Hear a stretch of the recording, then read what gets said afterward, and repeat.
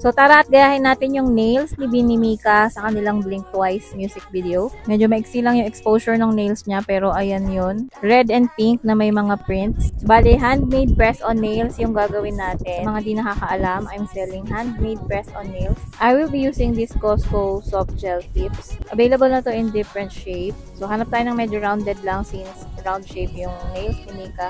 And here's my size guide sa nails. Para sa akin to, so sukatin ko muna yung mga nails. Small size ako sa press-on nails, pero sukatin ko na rin to be sure. After ko makuha yung mga sizes ng nails for me, ilalagay ko sila dito sa nail stand para mas madali kapag nag-paint ako mamaya. So ayan, 10 nails na yan. Ready na tayo mag-paint. May shape na nga itong mga Costco nails and pre-buff na sila, pero ibabap ko pa rin sila ng konti. Para sure na maging matibay yung ating mga gel polish. Next is i-dehydrate ko yung mga nails using cotton pads and alcohol.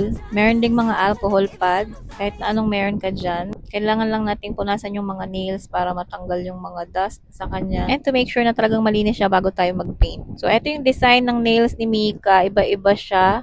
2 red, 3 pink, and iba-iba ng placement. For the base, ito yung gagamitin ko yung Born Pretty na 5-in-1. So, ito pwede na siyang glue, pwedeng base, pwede na ring top coat. Lalagyan ko muna yung isang set of 5, and then i-cure ko siya sa nail lamp ng 60 seconds. While curing, another set of 5 naman yung lalagyan ko ng base coat. Ganito yung ginagawa ko para palit lang ng palit sa lamp. Habang nag-cure, nagpe-paint ako ng kabilang set. So, lilikute nga pala yung mga gamit kong gel polish. Maglalagay na ako ng first coat ng red and ng pink. And then, i-cure ko yan ulit. And yung isang set naman ulit yung ipipaint ko. Then, apply muna tayo ng second coating para maging mas maganda yung kulay niya. After ng second coat, maglalagay na tayo ng mga designs. So, kailangan natin ng nail art brushes. So, yung mga pink na nails ay merong design ng red.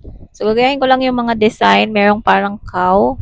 Merong parang tiger print, and yung isa naman parang sparkle. Cure ko lang din ulit after ng design. Then, maglalagay na tayo ng top coat. I will be using this top coat from Your Sugar. Cure ko lang ulit and then lagay na natin sila sa packaging. So, sa ganito ko nilalagay yung mga nails ko. Lagyan na rin natin ng double adhesive. Tapos na sila. So, lagay na natin. So, ito na yung final look. Handmade press-on nails inspired sa nails ni Beanie Mika sa kanilang Blink Twice music video. So, what do you guys think about this design? Very Beanie Mika yung peg. Yung costume na lang talaga niya yung kulang.